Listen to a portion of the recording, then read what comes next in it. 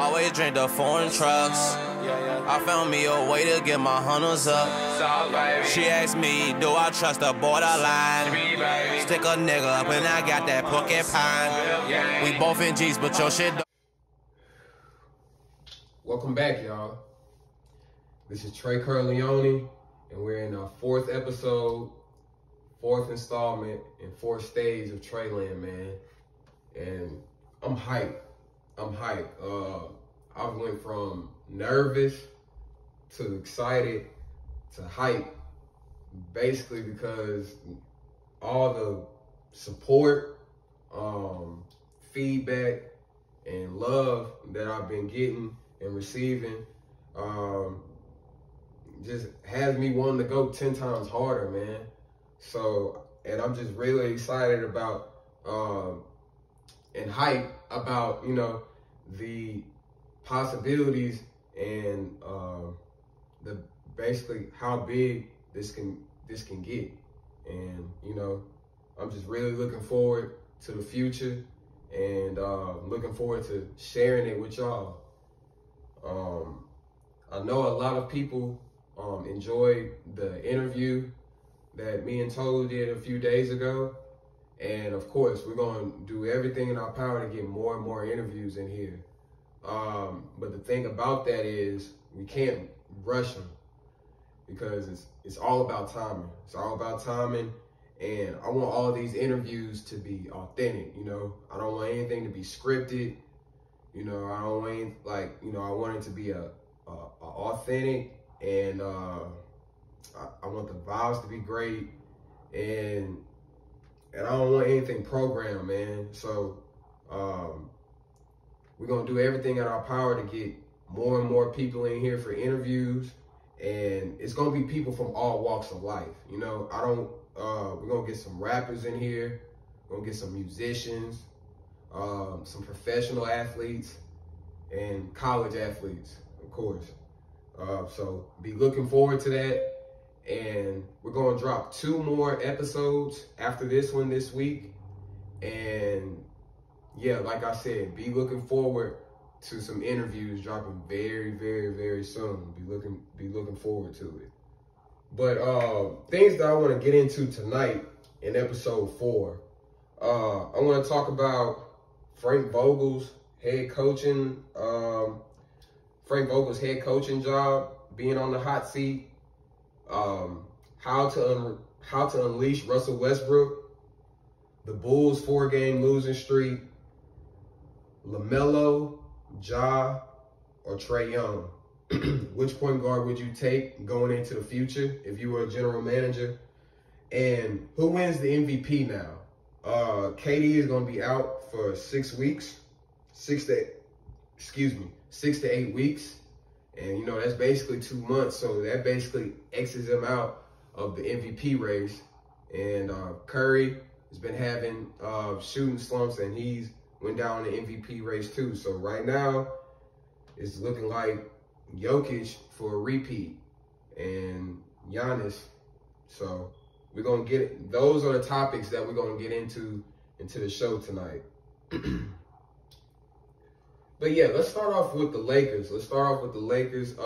There was an article that came out this morning, I think, on The Athletic, that was basically saying that Frank Vogel's coaching job is on the hot seat, and that he had a meeting with the front office after the Denver Nuggets game, which was a blowout, and it was disgraceful. And I feel like I'm not going to say I've been knowing this, but I've been having a feeling, and I'm glad that it kind of surfaced. I'm glad that it came out publicly, because I feel like everybody on that team needs a fire up under their butt. The coach, the players, you know, somebody needs to come out with an article saying that the general manager's job is on the hot seat, because, like, man, we need some giddy up. I'm telling you. But when I saw this article, the first thing I thought was, okay, if we do get rid of Vogel, what direction could we go in as far as coaching? Because if we fire him, it's going to be in the middle of the season. You know, we've already been making a bunch of what I want to say, adjustments, you know, with COVID, injuries, brand new team and everything. And I'm really tired of saying those same excuses. But so I looked up on the internet, basically, the top available NBA coaches. It was a few articles on that, and basically the names that I pulled out of that just stuck out to me was Alvin Gentry. He was the old coach from the Pelicans. Pretty good coach, you know. I can see him being, you know, kind of head to head with LeBron. But he's not the coach for the Lakers. He's not the coach for the Lakers. I saw Terry Stotts, and he was the top coaching candidate for a lot of coaching vacancies this summer. He's really supposed to be hired right now. But, you know, a lot of deals fell through, and I guess they couldn't reach on the right number with a lot of teams. But Terry Stotts, he's another capable coach.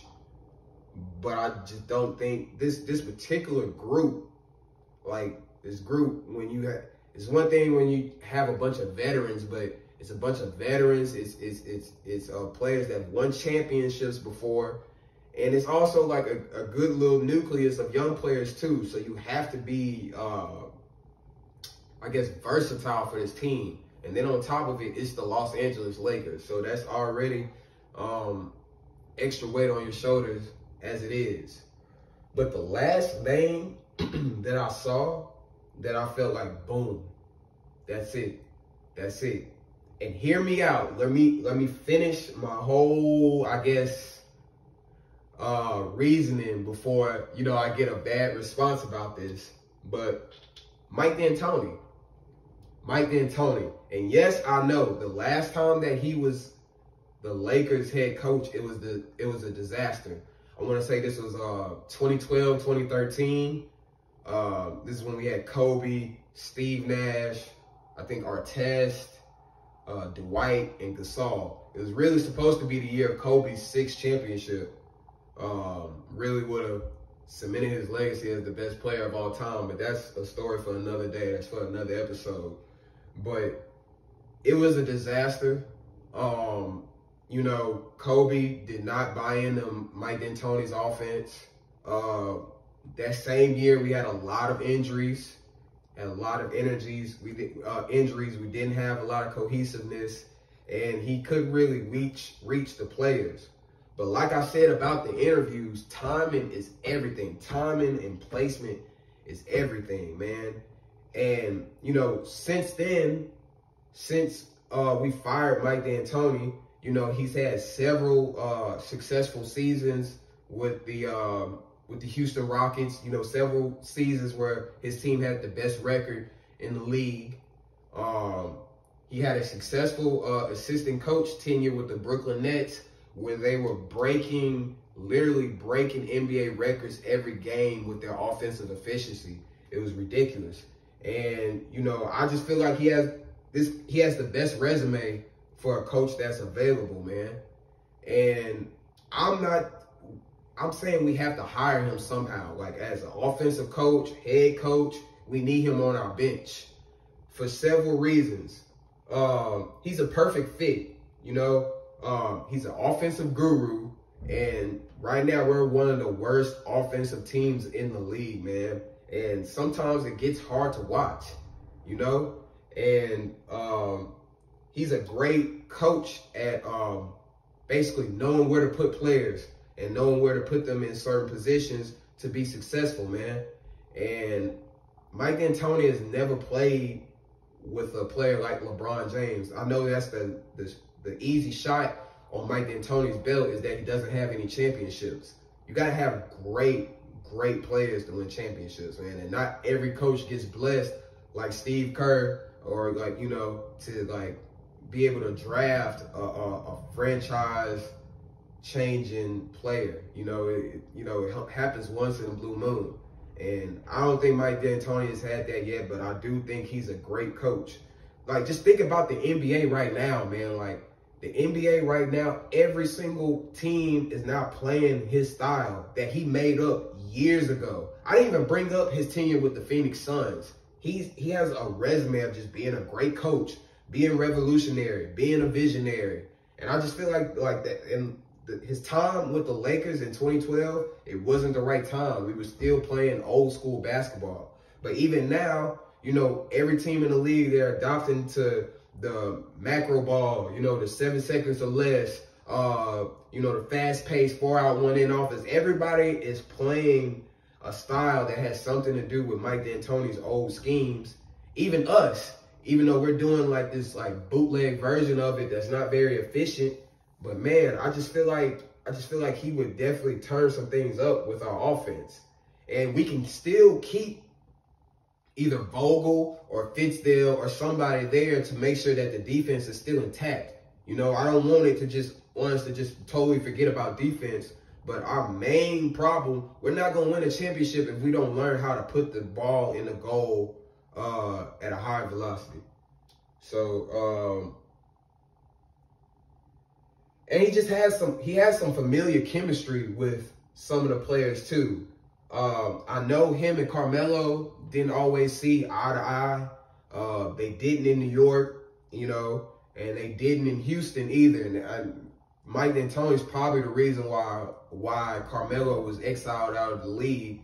But the main reason I feel like they weren't seeing eye to eye was because Carmelo didn't want to shoot just 3-pointers and layups.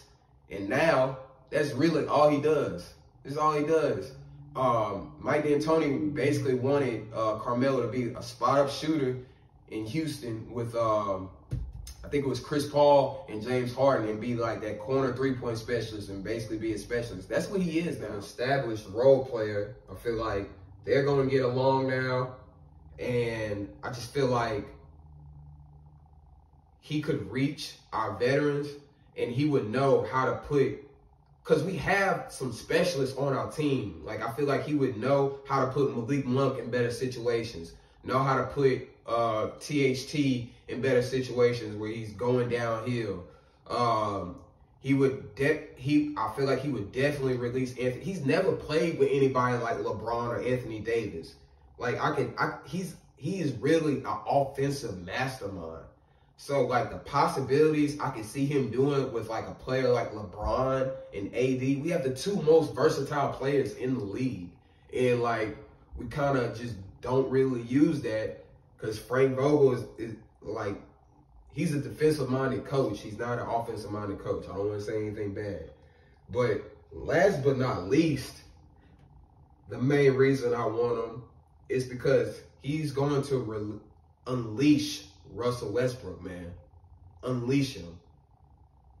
Russell Westbrook's season with Mike D'Antoni, I feel like that was his best season.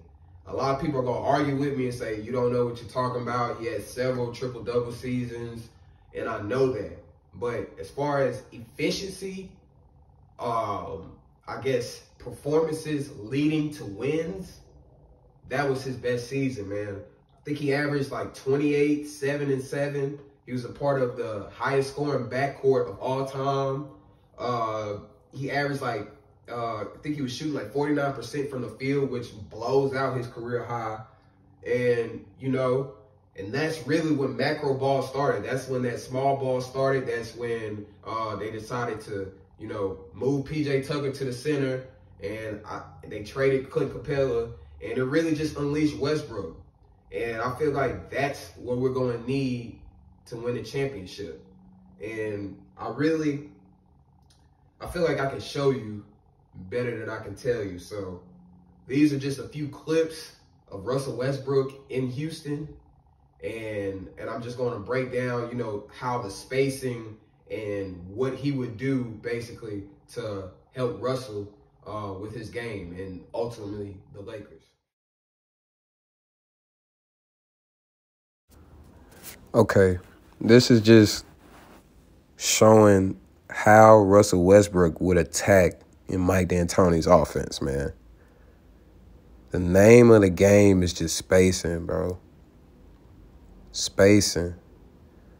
And, of course, he was his confidence was a lot higher around this time, but this is only a year and a half ago, man.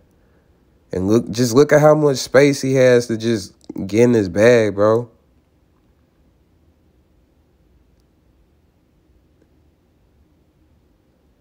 Just go 1-on-1. There's no other defenders in the paint he can bully, little boy.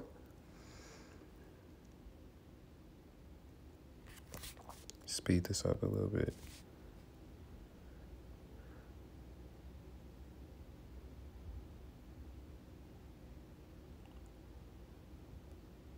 It's the bank that he's been missing. And I mean, I guess the main thing you could say is that, like, you got to have the personnel to do these things. But, like, I see similar players. Like, I mean, if you want to count LeBron as James Harden and the rest of these guys as just shooters, I mean, I feel like we can duplicate this. Like, man, look at this, man. He just clear out a whole side, and he has nobody else to worry about but his man. Look at him leading the pack. He can do this type of stuff, man. He really can.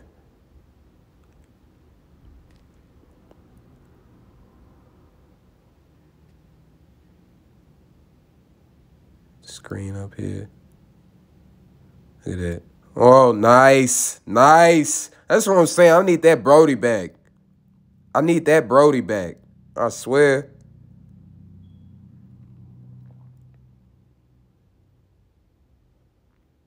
Pull up. Nice.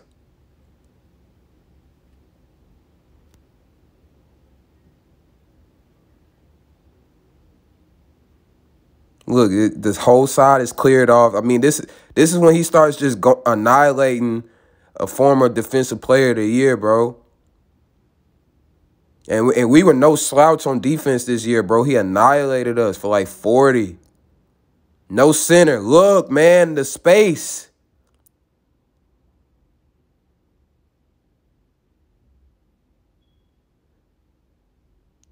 And I'm not even talking, like, man, I'm just imagining this with AD and LeBron out there and plugging two shooters in, like Trevor Ariza and Malik Monk. Like, I don't see that.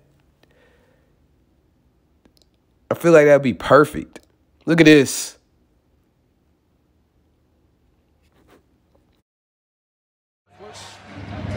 All right, and this is just film of him annihilating the Clippers. That's the same. It's the same thing. These are pretty much the two top defensive teams that year, and he was killing them the same way. No center, small ball, and just spacing. And like I said, he has to get a lot of this confidence back, you know, to be able to do some of this stuff. But it's all about a coach just, I guess, unleashing you, man. It's not him. He's a great player. Estimate if you're not out there guarding him yourself. So smooth. And Montrez, a one-time member of the Rockets, as Capella puts it down. Westbrook getting it deep and hits. Small ball, bro. And that could easily be Trevor Ariza right there. Easily. That could easily be Trev. That's his third from downtown. Harden giving it up. Capella blew the layup. Westbrook on the drive. Got the step on Harold. I tell you what, when Westbrook goes in the lane, when he jumps off of the wrong foot, so a right foot jump means left foot layup. This guy's a Hall of Famer, and we got him looking like trash. Beverly on Hart. Got to give it up. Boom. Here's Westbrook twisting his way. What a move by Russell You're a Westbrook. dog, bro. You just need space to operate. Hart putting a move on George. And they double up on Hart. Here's Westbrook. Nice. Again, a circus drive by Russell Westbrook. And it wouldn't even look like he's making the Clippers look terrible on defense. But they look, man, look at that. That's what we got to get him to start back doing, man. Just leading the pack. Every time a team misses, just give it to Russ and tell him don't look back, Cash. Cash. Russell Westbrook. Yeah, man, I think y'all get the point of really what I was just trying to make. We got to hire Mike D'Antoni, man. Cut through. Final seconds of the third. Westbrook off the double, finds the open man. Here's House. He can do all that. Get everybody, man, he can do all that. Second left in the third. Houston has taken it. What's next? The Bulls. Oh, man, I really don't have I really don't have too much to say about the Chicago Bulls, other than I told you so. I told you so. They played 4 legitimate teams and got blown out by every single one. They got blown out the gym by Brooklyn. Got blown out by Golden State by I think 25 to 30 points. The Grizzlies beat the heck out of them, and they just recently lost 2. So they're on a 4-game losing streak. And that was just going back to what I was saying in episode 2.5, just about I feel like that's how it's going to look in the playoffs. Like, they have a team built to make a lot of highlights in the regular season, you know, just some amazing plays. They have like some amazing open court players, but really the only half court player they really have is DeRozan, and I love his game. DeRozan is slowly creeping into my top 5 favorite players in the league right now. But once I start being realistic about his ceiling for the playoffs, yeah, I don't really just see him just losing his mind in a series and just like lead his team over the top against somebody like Joel Embiid or somebody like Giannis or somebody like, it's all going to come down to, in the playoffs, it's all going to come down to who's their best player, who's your best player, and the gap in between. I think I said that in episode 2.5. And last but not least, this is what I really wanted to talk about. So, you're a GM. You're a GM, right? You're general manager.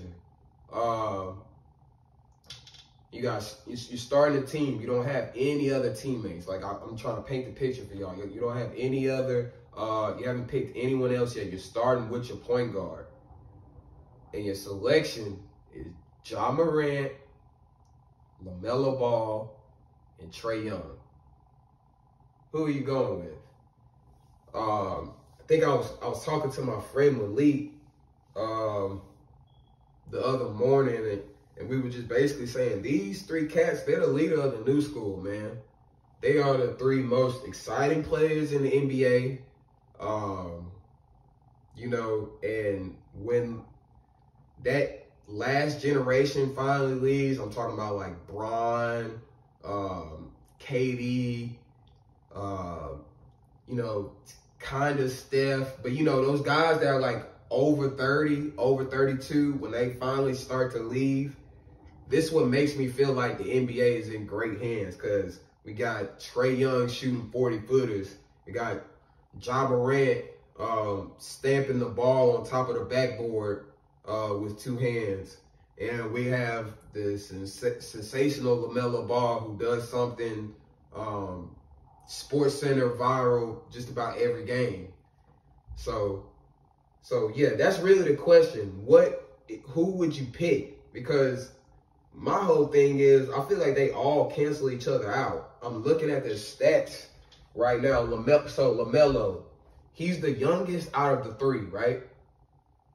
He averages 19, 7, and 7. Okay, with a 20 PER.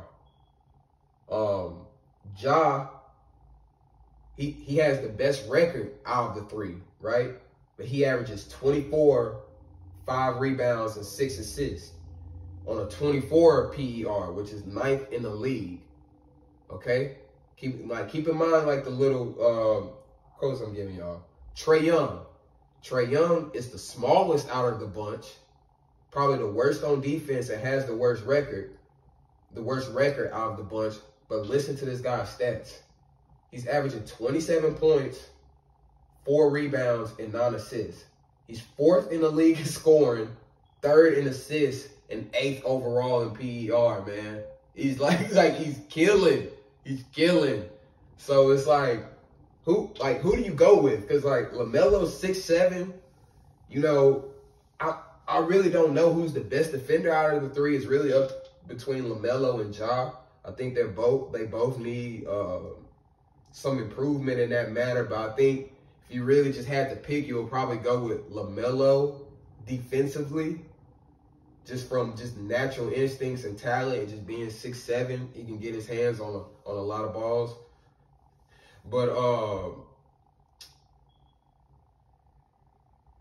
Ja, I feel like Ja is the winner out of the three.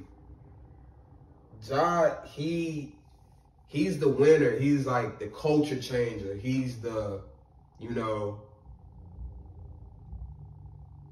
he's the culture changer, man. Like, I feel like he's the winner out of the bunch. And Trey, I can't put a knock on Trey's winning, like he just puts up empty stats or anything, because I feel like the Hawks just have to figure it out, because they have the exact same team from last year, and they were in the Eastern Conference Finals. I don't know what's going on with Atlanta, but Trey Young usually makes his teammates better. And I feel like he's the only person on this list that can lead the league in scoring and assists in the same year. He did it in college. I feel like he can do it in the league too. And there's not a lot of players. I don't know any other player that can do that. Give me one player that you know that it's a possibility he can lead the league in scoring and assists. Like, you know, Steph can lead the league in scoring if he really wanted to, but he's never averaged more than 5 or 6 assists a game. Same like KD and all of them. And then I know you can name me a point guard that can get you 9 or 10 assists, but I know they're not getting anywhere near 28, 29 points. Trey Young is different, is basically what I'm trying to break down, man. But yeah, just let me know in the comments. We're gonna do a poll on Instagram and do a poll on a few other social media sites. But I guess just let me know in the comments, LaMelo, Ja, or Trey. And I guess we can vote about it and have a good discussion about it.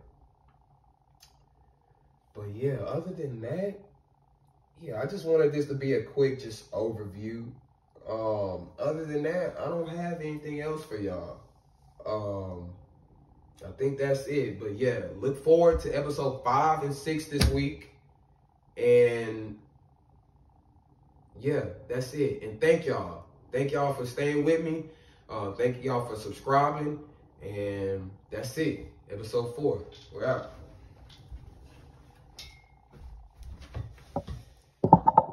As busy trying to learn me. Told I'm trying to learn to be a good listener. God, I'm trying to learn to be a good Christian. Asked Edie, her friend, she said she wasn't with it. God just down there took away my good vision. But I can still spot a fucking fuck nigga. Baby girl got fire.